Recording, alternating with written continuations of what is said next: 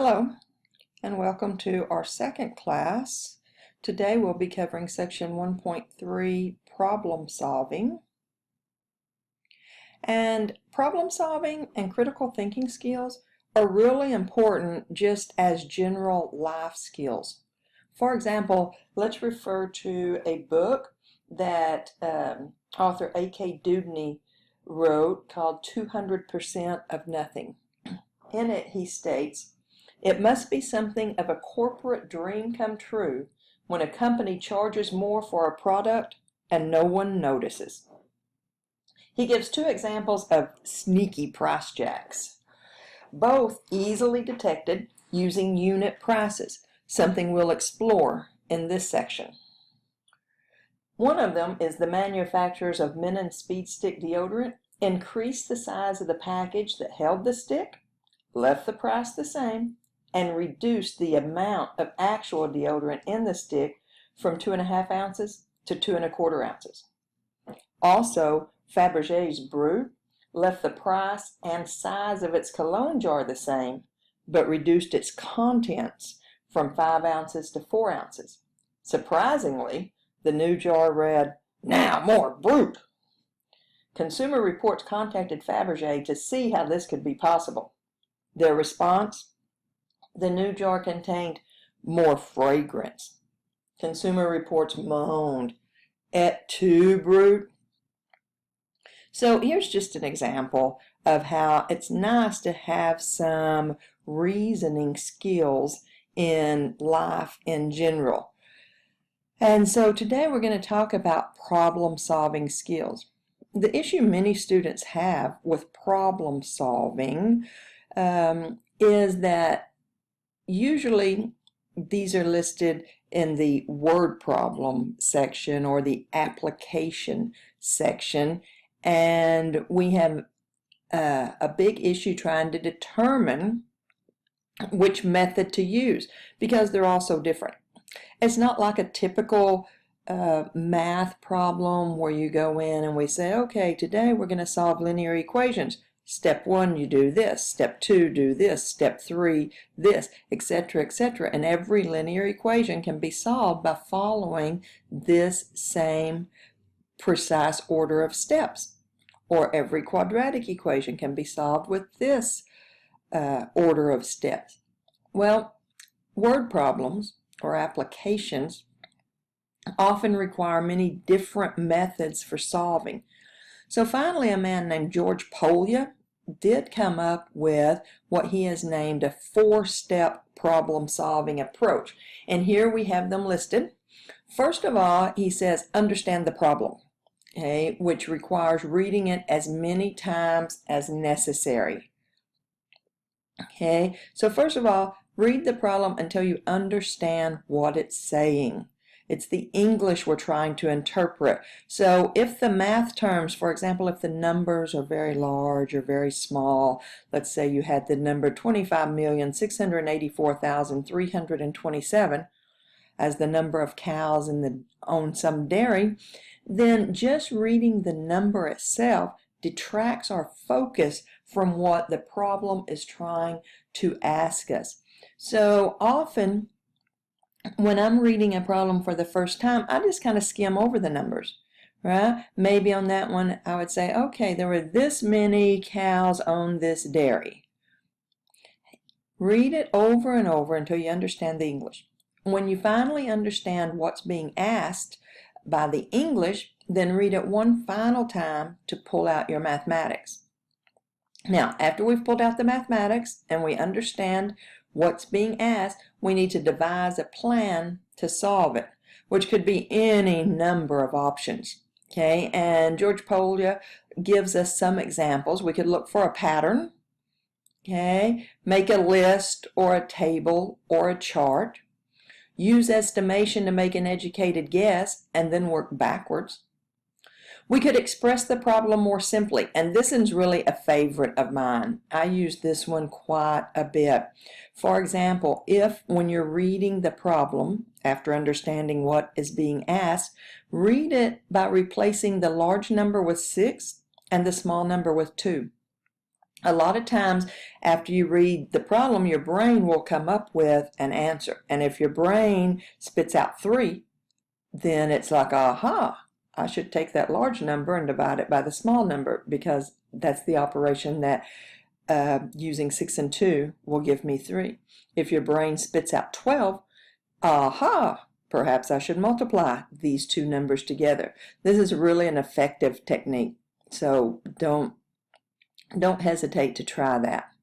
Make a sketch or a diagram. This is also something that's very useful. When I took university physics, for the first time, it was a hard math course for me. And the instructor and the tutors would always say, well, draw your diagram, make a sketch. And I would be like, well, you know, that doesn't really help me. It's never benefited me before. And I resisted that for a while.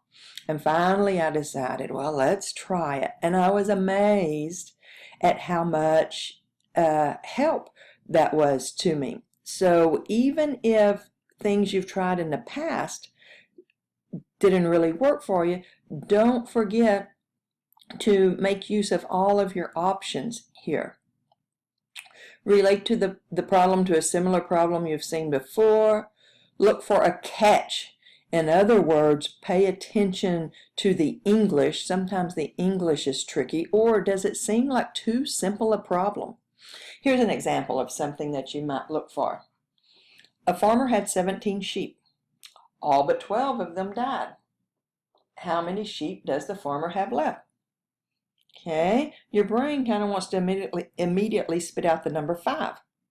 However, beware, let's read that problem again. A farmer had 17 sheep. All but 12 died. It didn't say 12 died. All of them but 12 died. So that's how many was left, the 12 that did not die. Okay, another example. Some months have 30 days, some have 31. How many months have 28 days? Yes, February has 28 days, but so does every other month, right? Every month has 28 days. Some of them have more, but they all have 28 days. And then use the process of elimination. So here's some options that we're going to practice in this section. Now, once we have devised our plan by whatever means necessary, then we're going to carry out the plan to solve the problem, and finally look back and check your answer. This is a really important step. Don't forget about checking the answer. And I don't necessarily want to go back up here and plug it into my equation or whatever plan I have devised, because if I make a mistake, it's going to be that my plan was faulty. So what I want to do more so than that is check it in the original problem and see if it makes sense. I won't always be able to determine if it makes sense or not, but let me give you an example. I've given a college algebra test with a question about a refrigerator being on sale, and it said it was on sale for $500. It was marked 20% off the original price. What was the original price? 3/4 of the students answered $400. Well, now if they would have thought about that and checked that answer in the original problem, now it checked in the equation they all derived, but if they would have thought about it in terms of the original problem, then they would realize that, wait, if a refrigerator is on sale for $500, the original price should not have been $400. Okay, so let's go and look at how maybe we can use some of these methods to solve some problems. The first one we have here is saying, which is the better value? A 12-ounce jar of honey for $2.25 or an 18-ounce jar of honey for $3.24? Now, historically, it used to be the case that you could just pretty much guarantee that the larger jar was the better value. You know, the idea of buying in bulk.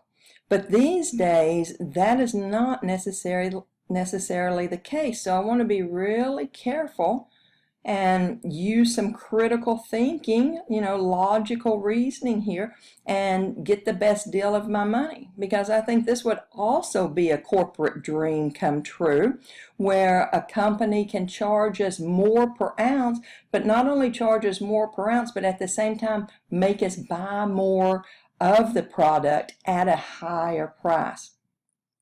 So in order to determine which one of these is the better deal, I really want to look at the unit prices. Okay, unit price. In other words, I want to know, well, the price per ounce of each one.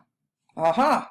The price per ounce. That was a really important thought process there, because that word per means divide, right? Just like the word of means multiply. So those are two terms I want to kind of put in my repertoire, right? I want to say, if I need the price per ounce, then that equates to the price per ounce, like this. If I want half of 3, that tells me to multiply 1/2 times 3. Okay, so price per ounce basically tells me how to solve this problem. The 12-ounce jar of honey is $2.25. So for the 12-ounce jar of honey, to find out its unit price, I'm going to take the $2.25 and divide it by 12. Now, if I take $2.25 and divide it by 12, let's plug that in right quick and see that we get 0.1875.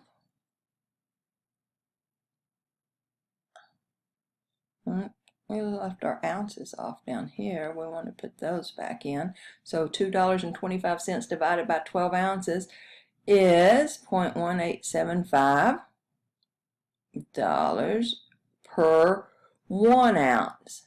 All right? Or if I want to change this to cents, move the decimal over 2 times to see that the 12-ounce jar is about 18 3/4 cents per ounce. So let's do the same thing with the 18-ounce jar. I want the price per ounce. So the 18-ounce jar unit price can be found by taking $3.24 divided by 18 ounces to get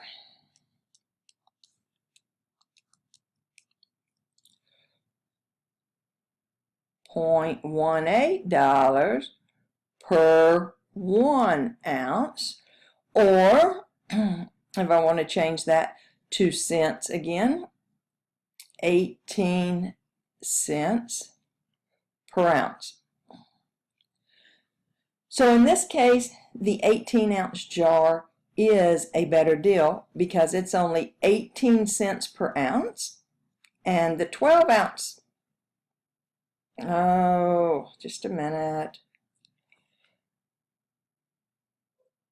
Okay, sorry about that. And the 12-ounce jar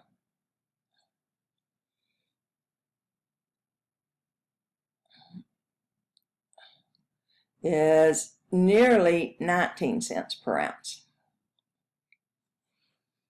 Okay, now the supermarket displays the unit price for the 12-ounce jar in terms of cost per ounce, but displays the unit price for the 18-ounce jar in terms of cost per quart. Assuming 32 ounces in a quart, what are the unit prices to the nearest cent given by the supermarket? Okay, so the 12-ounce jar, it puts in terms of cost per ounce. Hey, we've already found that up here.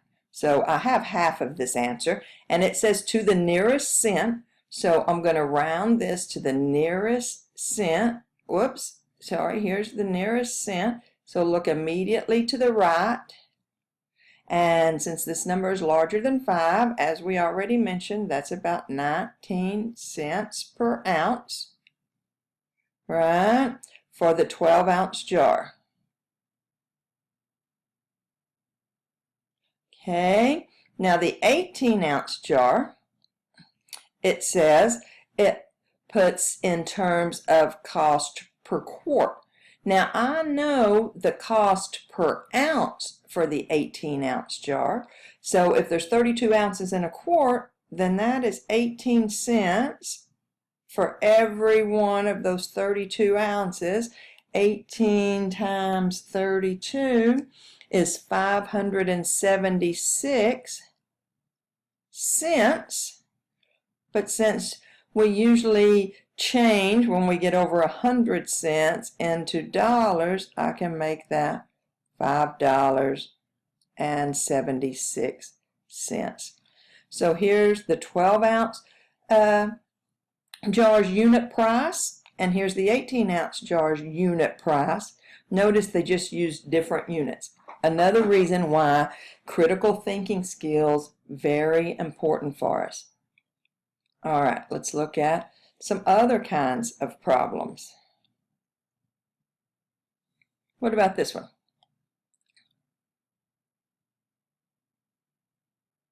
Pens are bought at 95 cents per dozen and sold in groups of 4 for $2.25. Find the profit on 15 dozen pens. Okay, there's actually 2 or 3 or more ways we can approach this problem, and none of them's wrong. It's whatever you think of to get you started in a direction. Let's get all of our details out of here. This one's not too wordy. I didn't really have to read it multiple times. I know I'm buying a dozen pens and then breaking them up into groups of 4 to sell them, and I want to find my profit. So a couple of things I can do. If they're 95 cents a dozen, first of all, I can take that 95 cents and divide it by 3 to tell me how much each group of 4 is. Or I could multiply this $2.25 by 3 to tell me how much I'm making on each dozen. I think I'll do that method. So I'm going to take the $2.25 since a group of 4, since there's 3 groups of 4 in a dozen, right? If I multiply this $2.25 by 3, that'll tell me how much money I'm making on how much revenue, how much money I'm bringing in for every dozen pens. 3 times 5 is 15, 3 times 2 is 6, carry that 1, 3 times 2 is 6, 2 numbers behind my decimal point, so 2 numbers behind my decimal here. So $6.75 is what money I make for selling the pens. If I bought them for selling a dozen pens, if I bought them for 95 cents, then if I subtract that 95 cents here, that'll tell me my profit on a dozen pens. So I'm making $5.80 on every dozen pens, but it asked me about the profit on 15 dozen pens. So if I want to know the profit on 15 dozen, I'm going to take that $5.80 and multiply it by 15. And let's just do that one on the calculator to see that I'm going to have $87 profit on 15 dozen pens. Okay, what about this one? Charlene decided to ride her bike from home to visit her friend Danny. 3 miles away from her home, her bike got a flat tire, and she had to walk the remaining 2 miles to Danny's home. She could not repair the tire and had to walk all the way back home. How many more miles did Charlene walk than she rode? This one, drawing a diagram, might be really helpful. Okay, let's say this is Charlene's home and she's going to visit Danny's home. So she was going to ride her bike, okay, and 3 miles away from her house, she had a flat tire. Okay, she had to walk the remaining 2 miles to Danny's house.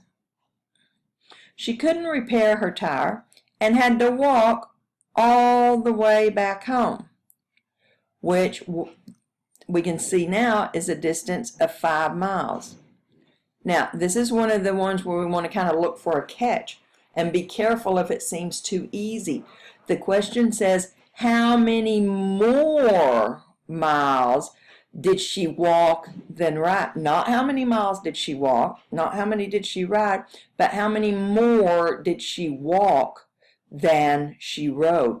She walked 7 and she rode 3, so she walked 4 more miles than she rode.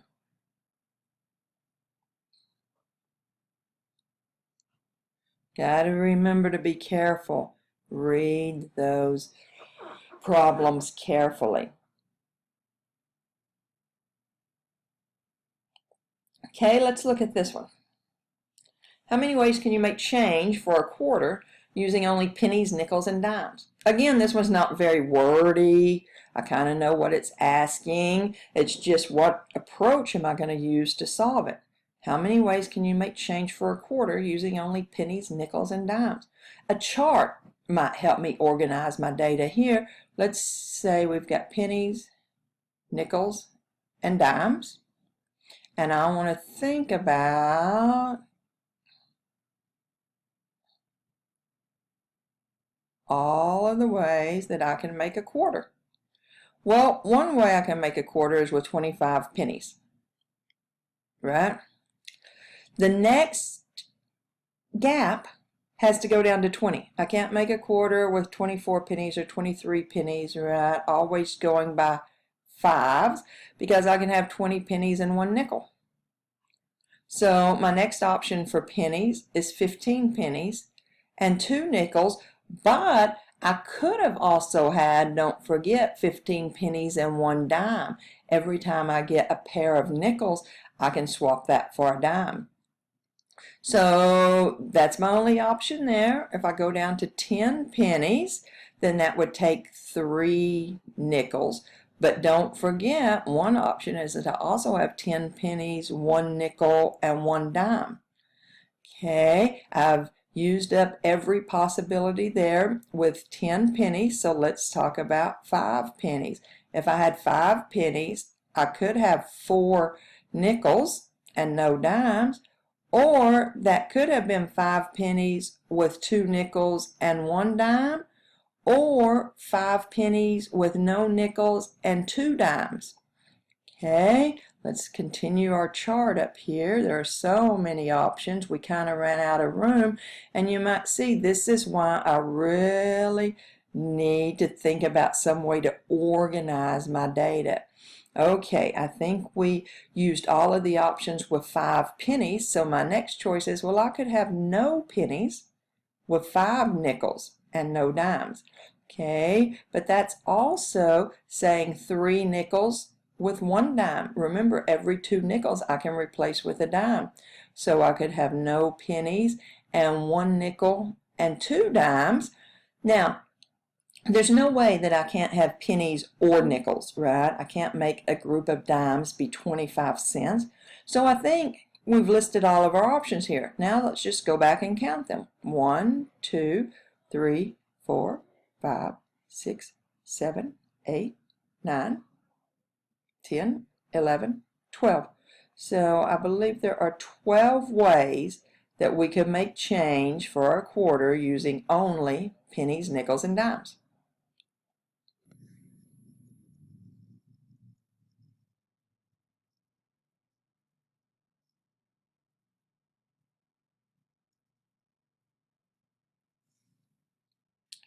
Okay, so let's look at our next problem. Our next problem says, the members of the Student Activity Council on your campus are meeting to select 2 speakers for a month-long event celebrating artists and entertainers. The choices are Johnny Depp, Jamie Foxx, Jon Stewart, and Hilary Swank. How many different ways can the 2 speakers be selected? Okay, this is another question where I've got a lot of different ways that things might happen, so I need some kind of organization method again. Now, notice I'm going to select 2 speakers, so let's just go over here and list them. Let's say if Johnny Depp comes, he can come with either Jamie Foxx or Johnny Depp can come with Jon Stewart, or Johnny Depp can come with Hilary Swank. Those are all of the options where Johnny Depp is going to be one of the speakers. So let's move to the next one then. Let's use Jamie Foxx. Well, now don't forget, we already counted Jamie Foxx coming with Johnny Depp. So Jamie Foxx could also come with Jon Stewart, or Jamie Foxx could also come with Hilary Swank. Now I've used all of the possible combinations with Jamie Foxx. So let's just move to Jon Stewart, not forgetting that I've already counted Jon Stewart coming with Jamie Foxx and Jon Stewart coming with Johnny Depp. So the only combination left that Jon Stewart can visit with is if he comes with Hilary Swank.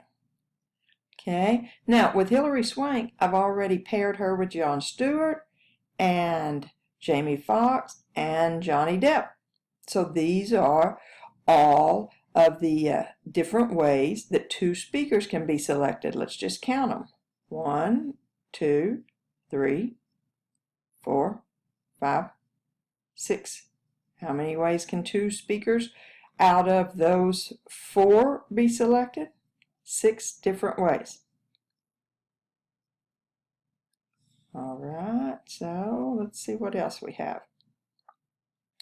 5 runners: Andy, Beth, Caleb, Darnell, and Ella. Look how handy it is. They gave us an A, B, C, D, and E, are in a 1-mile race. Andy finished the race 7 seconds before Caleb. Caleb finished the race 2 seconds before Beth, and Beth finished the race 6 seconds after Darnell. Ella finished the race 8 seconds after Darnell. In which order did the runners finish the race? To organize this information, maybe I'll just imagine a road that they're racing on, and let's say they're racing in that direction. Okay, if there were 5 runners, Andy finished the race 7 seconds before Caleb. So I don't really know where they're going to fall, so let's just do it like this. And Andy finished before, so I know he's in front of Caleb, right? And this is 7 seconds. Even if I want to tick them off, 1, 2, 3, 4, 5, 6, 7 seconds. 1 second before, 2, 3, 4, 5, 6, 7 seconds before Caleb. Caleb finished the race 2 seconds before Beth. And Beth finished the race 6 seconds after Darnell. Okay, that means Darnell was 6 seconds ahead of Beth, right? 1, 2, 3, 4, 5, 6. Here's where Darnell was. And Ella finished the race 8 seconds after Darnell. 1, 2, 3, 4, 5, 6, 7, 8. Here's Ella. Here's my 5 runners in the order that they finished the race. Andy was first, then Darnell,